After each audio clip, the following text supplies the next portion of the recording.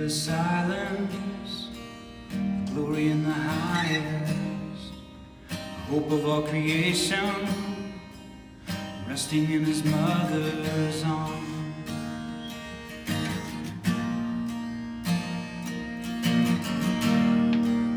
Sun on the horizon, ringing through the heavens, long-awaited Savior, come to set the captives free. Come to set the captives free. Come to set us free. Oh, has a name, Emmanuel, the light of the world, who broke through the darkness for the King. Emmanuel, the light of the world, the glory of heaven.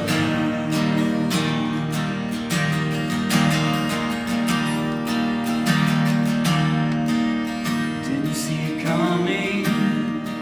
Story of redemption started in a manger, ended in an empty grave. Oh, I know hope has a name, Emmanuel, the light of the world, who broke through the darkness for the King. Emmanuel, the light of the world, the glory of heaven. Come if you're broken, come if you're searching, if you need healing, he's where you find it. Lay down your burdens, breathe in forgiveness. If you need freedom, he's where you find it. If you need freedom, he's where you find it. He's where you find it. Oh, pass the name, Emmanuel,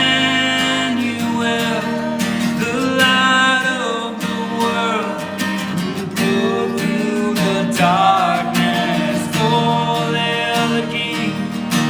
Emmanuel, the light of the world, the glory of heaven. Oh, has a name, Emmanuel, the light of the world, who broke through the darkness for the King. Emmanuel, the light of the world, the glory of heaven.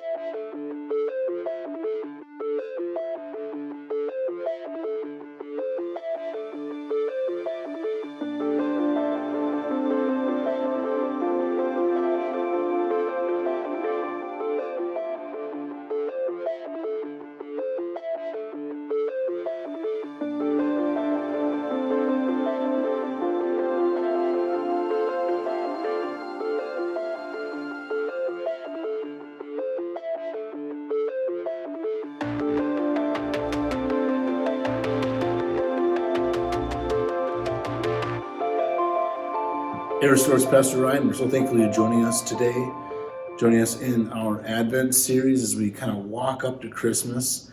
We've been kind of talking about this idea of star chasers and looking at the story of the Magi.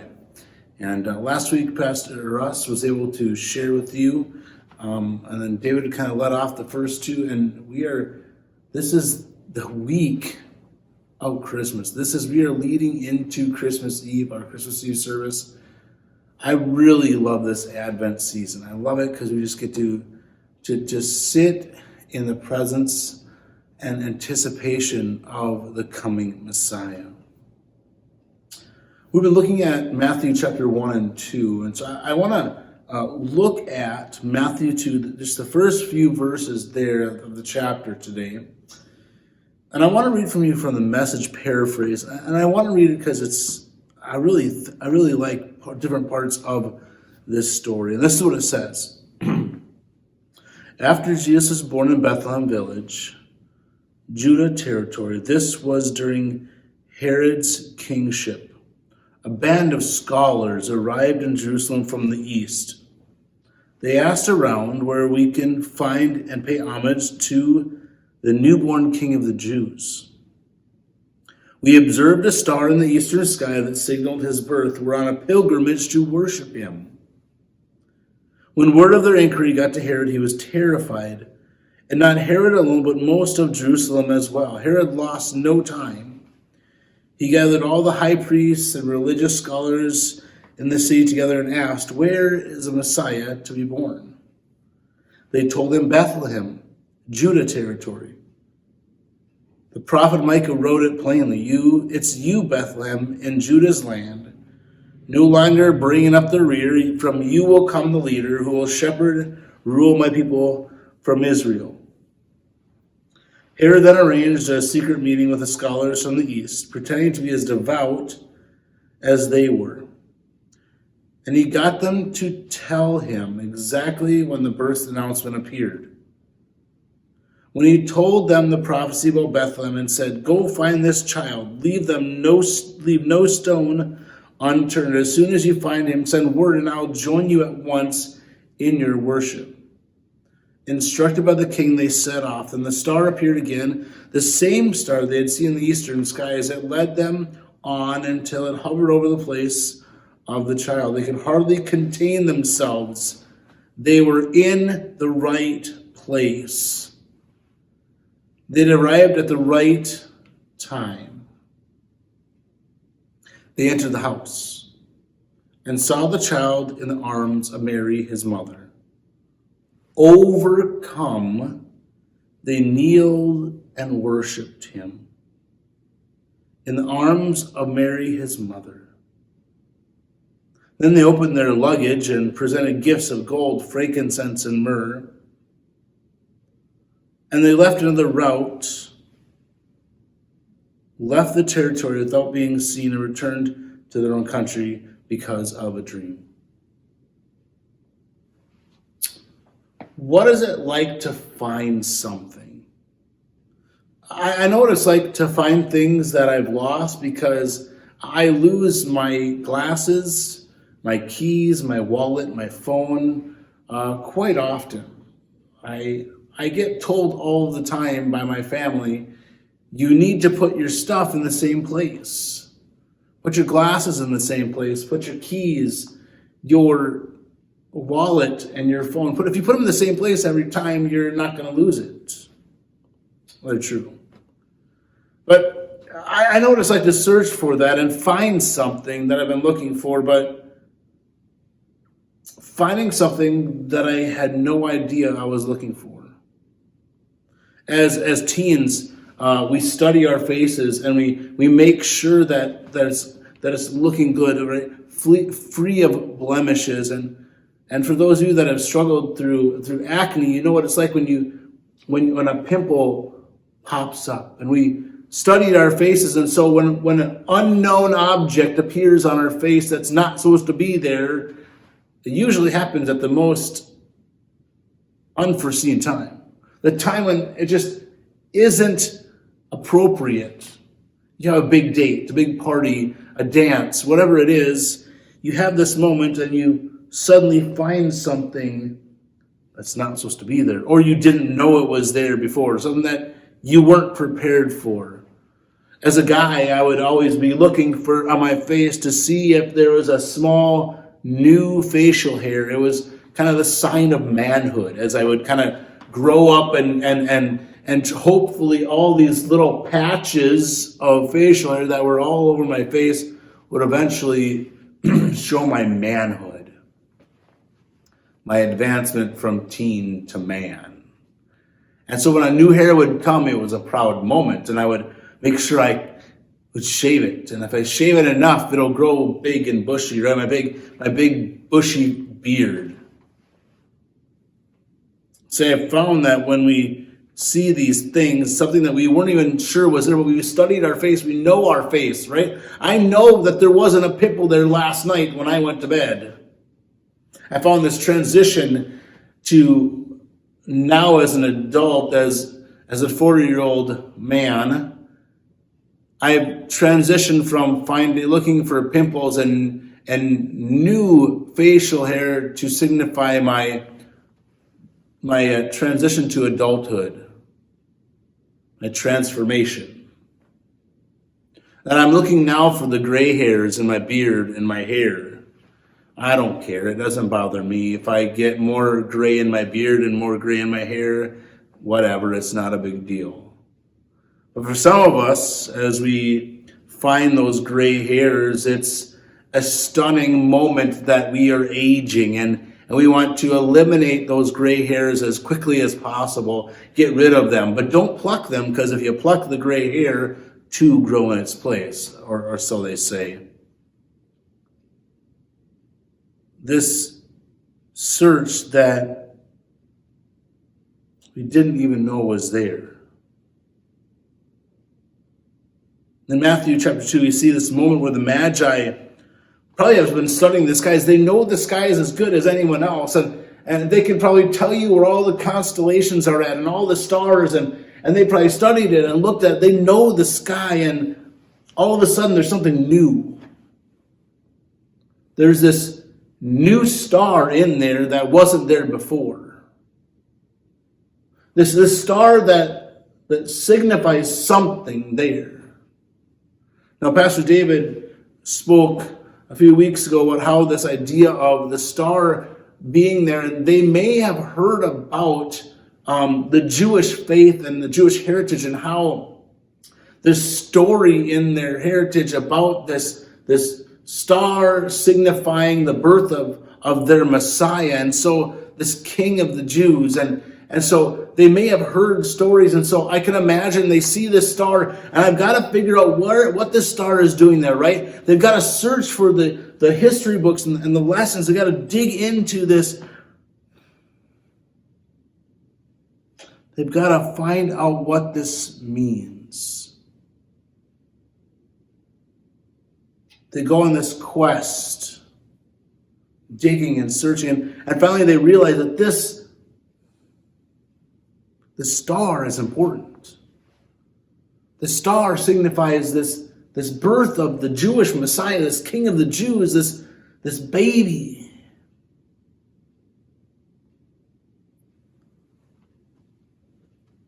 They searched for this. They went on this journey. See, they had to know. Something within them just called out to know what this was. They searched for answers like a preteen trying to find out how this pimple appeared on their face. They had to know. See, the Magi have always kind of intrigued me. It's always been something that I've been intrigued by, because why them? As I've read through this story numerous times in my life, as I've heard people tell this story and read this, why? Why these Magi? Why these men that are from these that had no connection? They should not be in the story. Why would they travel so far for something that's not even theirs? They see a star, they dig into this, they research this, but why? Why this star? Why does this star matter enough to them for them to drop everything and find this child. See, the change in the sky was so significant. They had to know why. What was it about this star that they had to search and to seek and find the Messiah? When I was in college, Sarah and I started dating, I think our sophomore year of college. And at first, being a broke college student, I thought a date was going to study, do homework together, going to the library or going to the student center, sitting down and doing homework together. I thought that was, I quickly found out it wasn't. And then I thought, well, having a meal, that's the two of us sitting down or having meals together in the cafeteria, that's got to be a date. And then I found out it wasn't. So I decided that I was going to take her on a real date. We had been going together, dating for a while, and so for a little bit, and I decided that I was going to take her on a real date. And so I had saved up some money, and I said, you want to go to dinner sometime? And she was like, sure, where do you want to go? I said, well, let's go to Mi Ranchito. It was a Mexican restaurant in our community. And so she's like, yeah, that'd be great. And so we got ready, and I planned on this certain date we were going to go, and so I cleaned my car to make sure my car was clean and ready, so she'd be impressed with it. Although she had ridden in my car before, so she knew that I was kind of getting it ready just for this moment. And I got dressed up, and I went to the girls' dorm with my car, and I parked at the back side of it, and I walked around, and I went up the stairs into the lobby of the women's dorm. And as I get in there, and I start asking if Sarah's ready, and I have somebody go get her. And I think it was maybe Joni. Joni was her roommate at the time, and they went and go get Sarah, and she comes out, and she looked great, right? And we leave, we get in the car, and I'm all right, I'm really excited about this, and we're kind of talking a little bit, and I turn the car around and start heading out, and I kind of drive around this little block, so like kind of block area to head out of the community back to our fancy Mi Ranchito Mexican restaurant dinner. And as we're going by what is going to be David and Lavon's house, I see a squirrel on the side of the road, kind of getting ready to run across the road. And I decided in that moment to swerve and hit the squirrel, to kind of move over and hit it. Now, I get it. I get it. It wasn't the best decision to do that. First date, it wasn't the best decision, and I know that now. So I think I hit the squirrel, right? And Sarah's sitting next to me in the car, and I can only imagine what she was thinking. So I took a right because I wanted to see if I'd hit the squirrel. So I went searching to see if I actually hit it. So I backtracked around the block, and I went back, and I came back around, and on my search, I see what I've been searching for. I see the squirrel that I've hit dead on the side of the road. I get it. It was a bad idea. I didn't think it was at the time. I don't think it was trying to impress Sarah. It was a bad decision. I can hear some of you saying right now, oh, Ryan, right?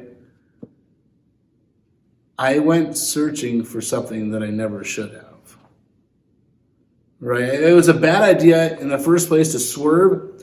It was an even worse idea to circle the block in search of this squirrel that I thought I had hit. See, this is not the thing I should have been searching for. I should have been searching for a way to impress her, not that way. See, it was a really bad idea to search for this squirrel that I had hit. But it was an amazing idea for the Magi to search after the Messiah. See, as bad of an idea as it was for me to do what I did, to hit the squirrel and to go back and look at it again on my first date with Sarah, it was even more incredible of the decision to search after the Messiah. These Magi, with intent, went full on into this moment. This is the greatest story we can ever tell.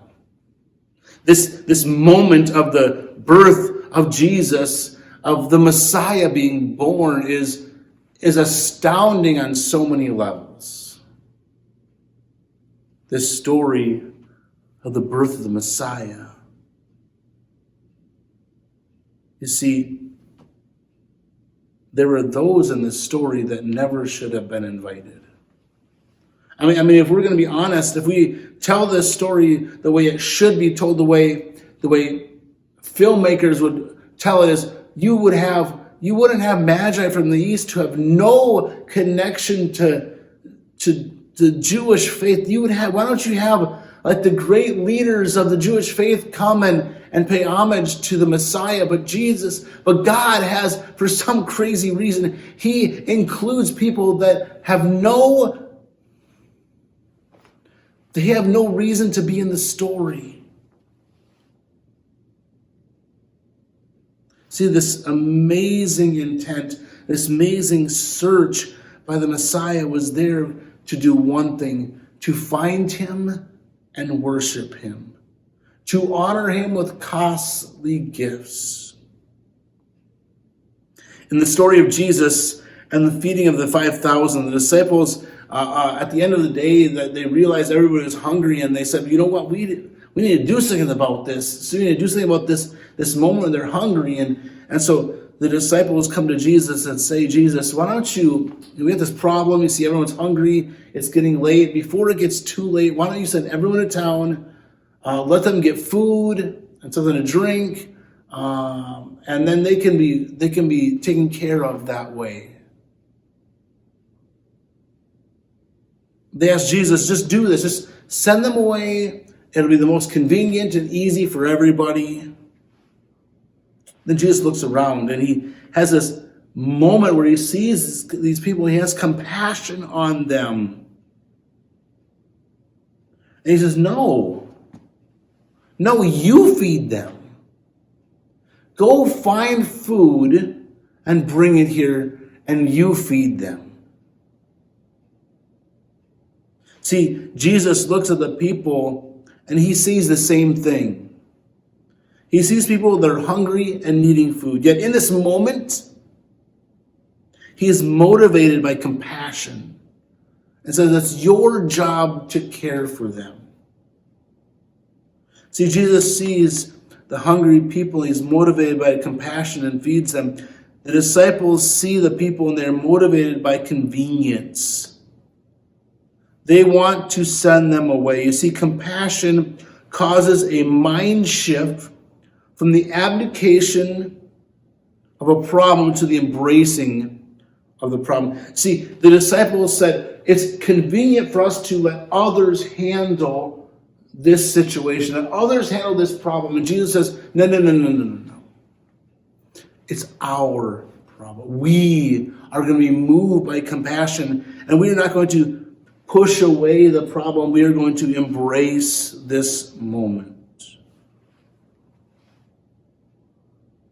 See, in a similar way, the Magi were moved by this moment.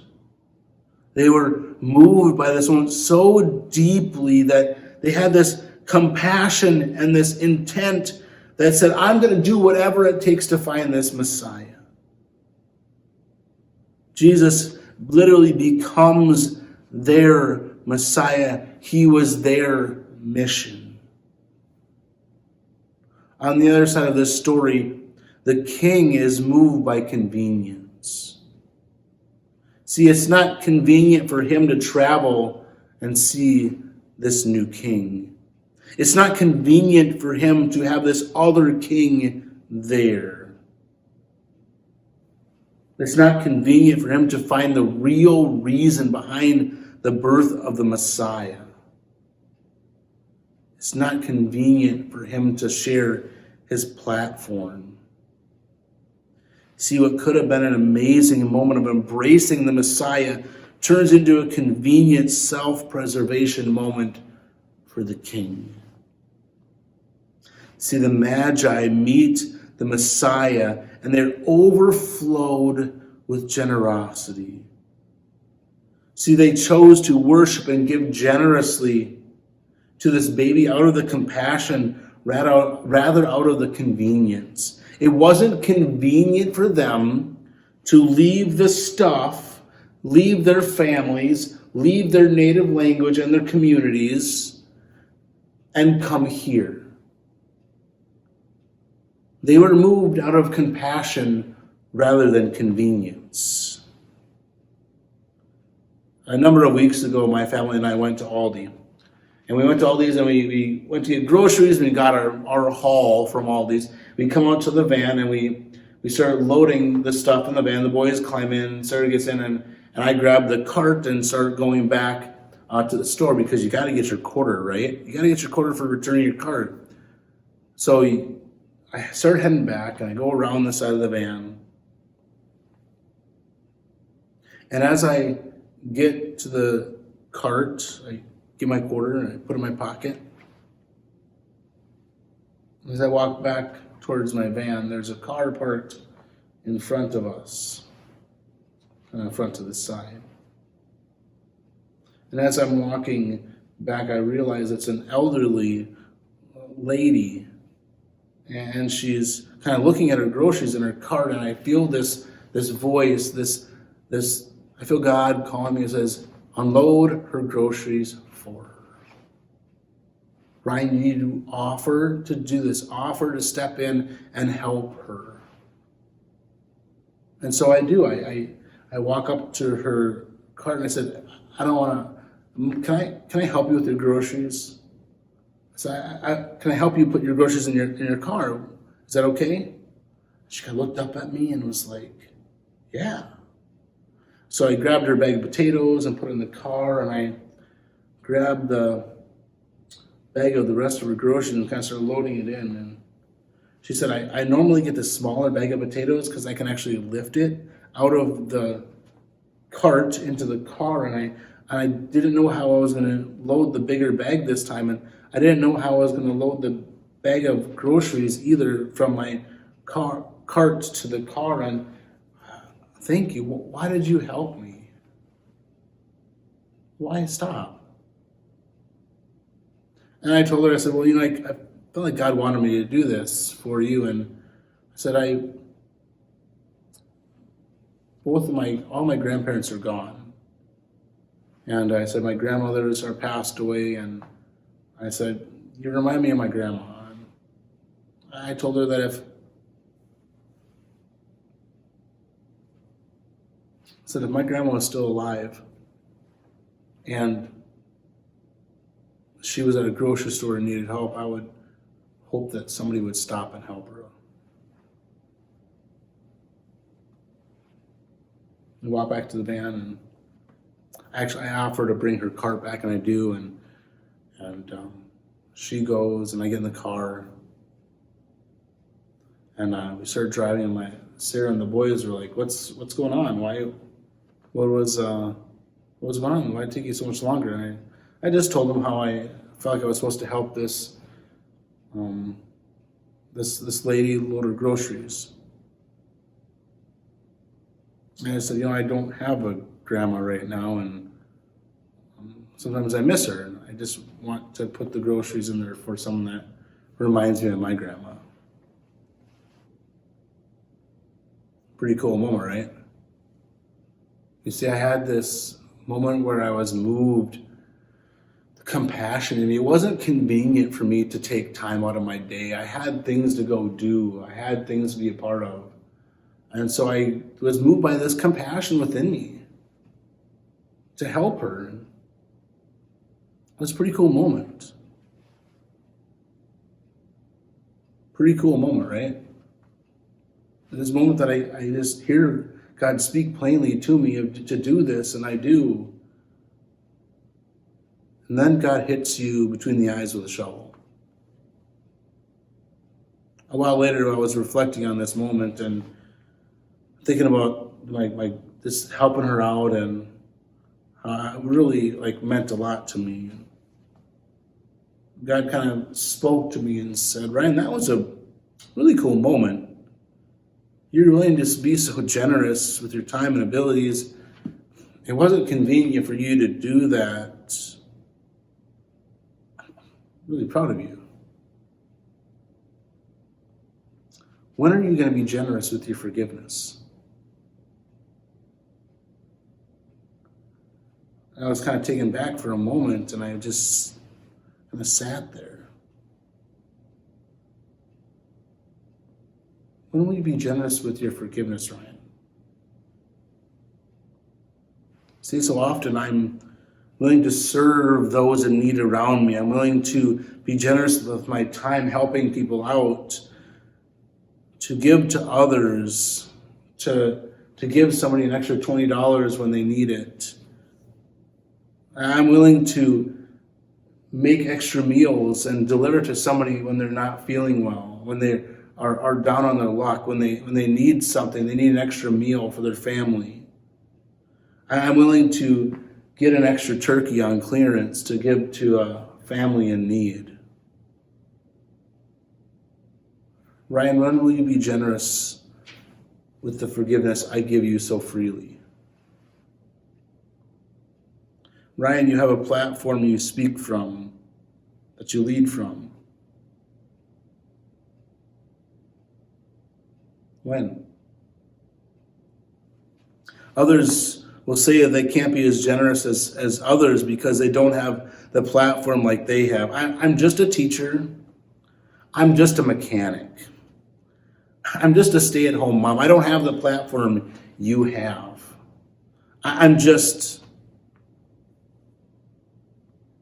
Our generosity doesn't depend on our platform. See, we all have a platform that we can be generous from. See, God calls to us and says, "I have given you love, grace, hope, and forgiveness freely without bounds.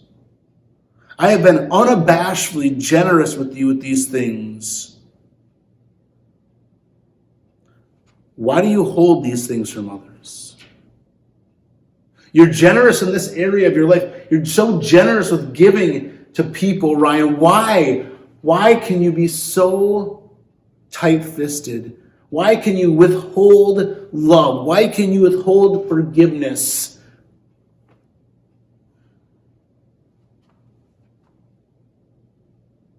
See, the Magi sought out this king with intent.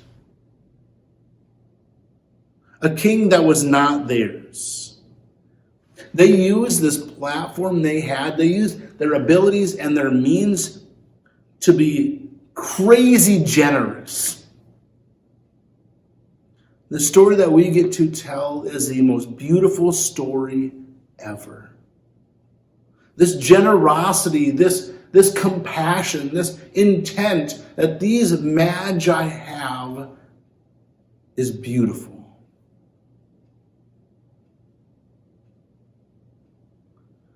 It is a story that should not have included these people as essential figures, yet it does. It is a story that shows that when we meet Jesus, his presence implores generosity out of us. See, it was not convenient for the king to step down from his throne to see this child, and so he doesn't. See, for some of us, it's convenient to give money and our time. And I'm very, very thankful for that. But it is not convenient for us to give forgiveness to those who have hurt us.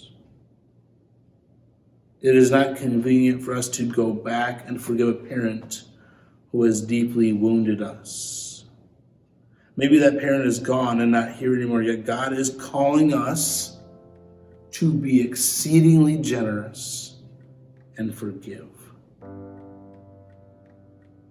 This season, as we prepare our hearts for the birth of Christ, as we prepare our hearts and our minds, and we read the story of these star-chasing magi, as we read about their ridiculous and incredible generosity of giving gold and frankincense and myrrh, but also just giving up time to come and travel.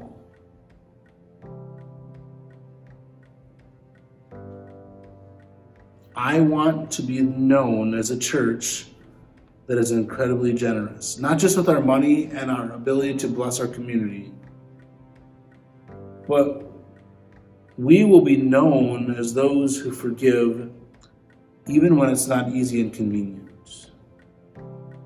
See, I want to be known as a community that loves deeply, that offers grace in abundance. See, the great thing about being in this community together here at Restore is that we get to do hard things together. Being generous will cost us something. Being generous is not just being generous in areas that make us feel safe and comfortable. See, when you're generous, it should kind of hurt a little bit and stretch you. So are you willing to be generous like that? I'm calling you and me this season to